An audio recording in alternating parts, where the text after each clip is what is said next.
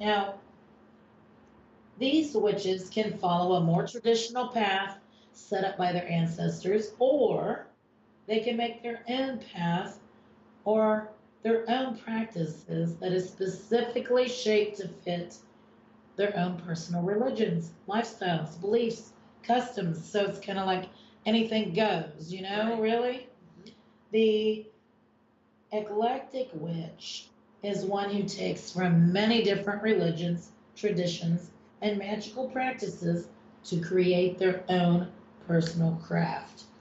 They may also use different forms of divination from from a variety of different cultures, and they may choose to leave religion out of their practice completely.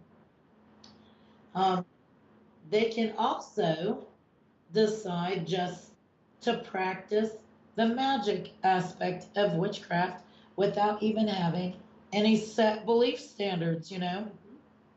Well, being a traditional witch means that they either are a traditional Wiccan or a traditional folkloric witch. A Wiccan differs from folkloric in the sense that they base their practice off their Wiccan religion. Now, folkloric witchcraft is considered a magical practice based on historical and folkloric accounts of witchcraft.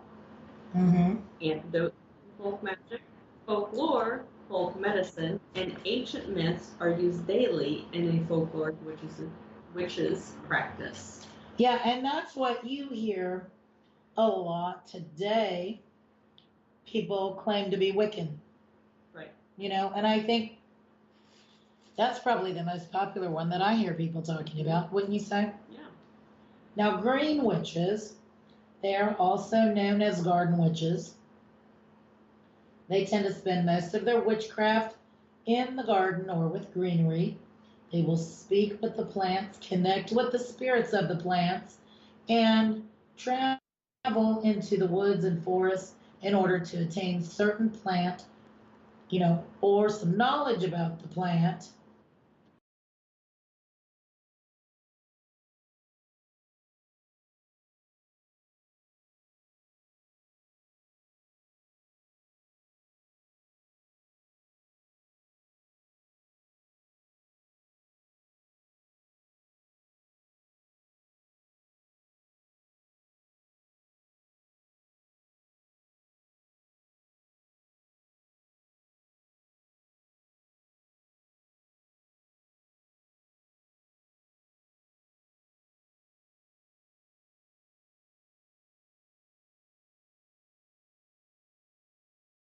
From the spirit realm and to explore their otherworldly abilities and deeper, more meaningful level.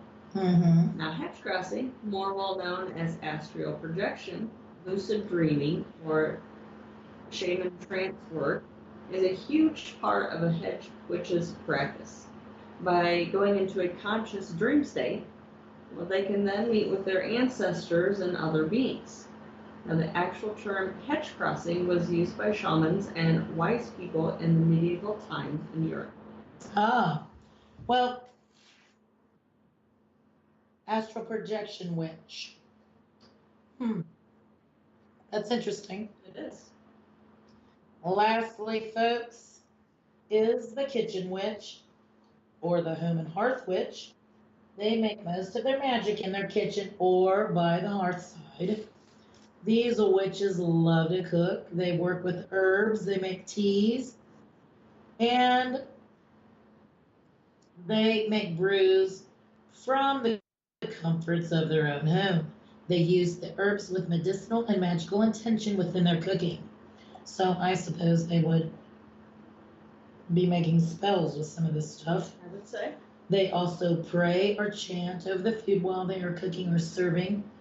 And they also study older recipes of their ancestors.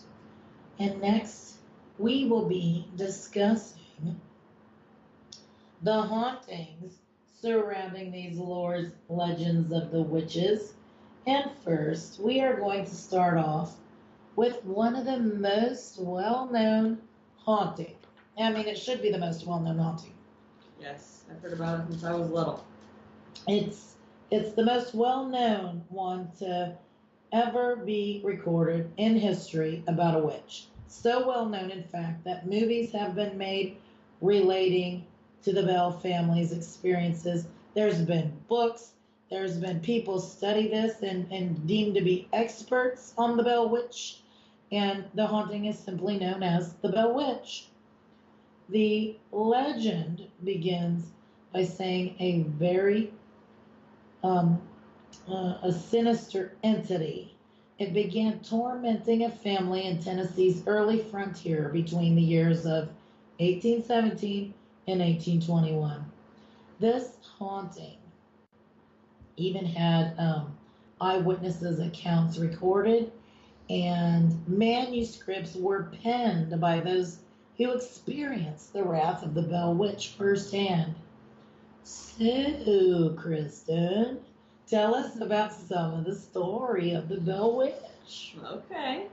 It all started in the early 1800s when John Bell moved his family to the Red River Bottomland in Tennessee, where he purchased some land and a farmhouse for his family. Once moved, Bell continued to grow, having 3 more children and adding an astounding 328 acres to his farm. That's a lot of land. It's a big chunk. Well, in 1817, while John was out inspecting his land, he encountered a strange-looking animal.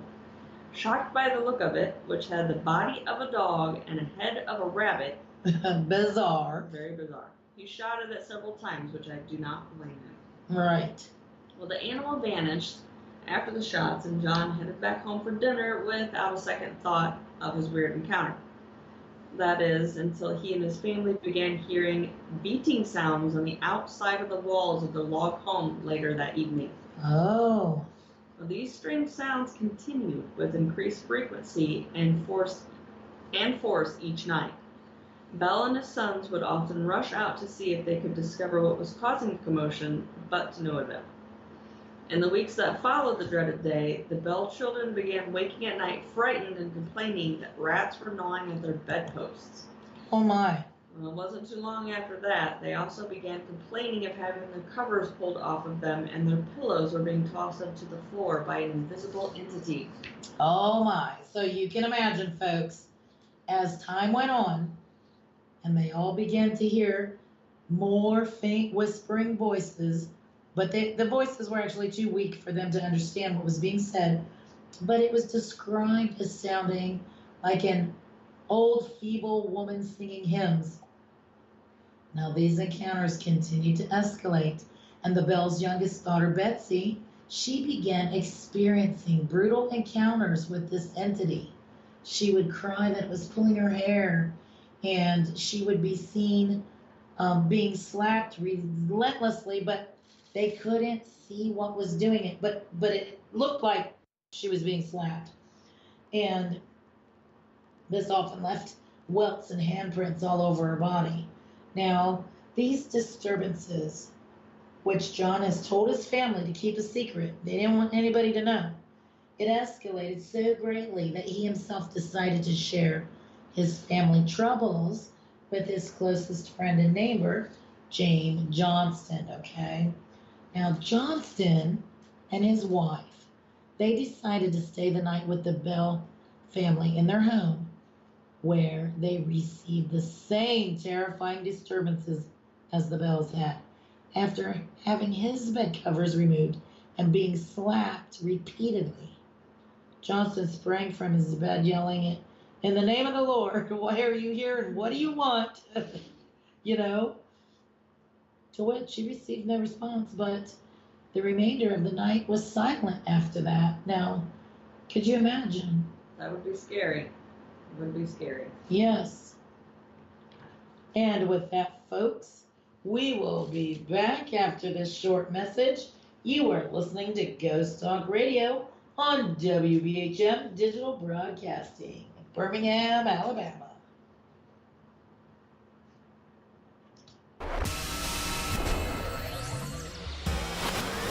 You are listening to WBHM Digital Broadcasting, Birmingham, Alabama.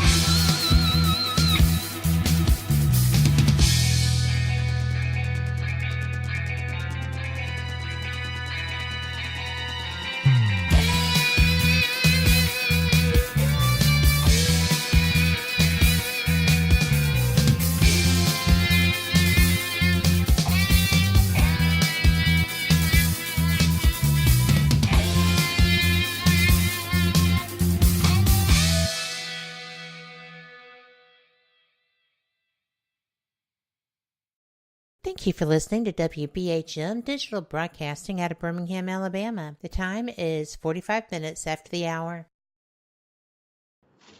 Welcome back to Ghost Talk Radio with me as your host, Shelly Robertson, and joining me tonight is Kristin Boyd. If you just tuned in, I invite you all to join us in chat at WBHM-DB.com, where you can ask us any questions you may have or share any haunting witch stories of your own. So if you missed the first part of the show, no worries, folks. You can catch that full show archive on Spreaker, Google Play, iTunes, and iHeartRadio. Okay, so before the break, we were digging into the Bell Witch story. One of my favorites. The Hauntings. And we got to where the Johnstons just, sprang from the bedroom in the middle of the night. So take us a little further into that haunting, Kristin. I can do that. So over time, the entity's voice strengthened to the point it was loud and unmistakable. No, they could actually hear them this time. So it did sing hymns, but it also quoted scripture and even carried on intelligent conversations with the family. Wow.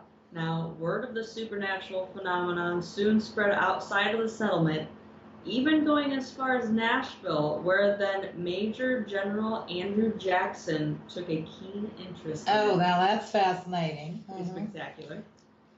John Bell Jr., Drury, and Jesse Bell had all fought under General Jackson in the Battle of New Orleans.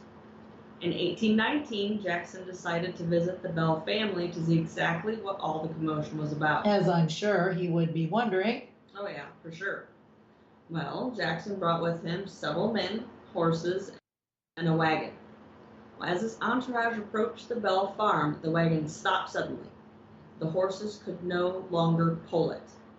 Now, after several minutes of trying to coax the horses, Jackson proclaimed, "By the ethereal boys, that must be the Bell Witch."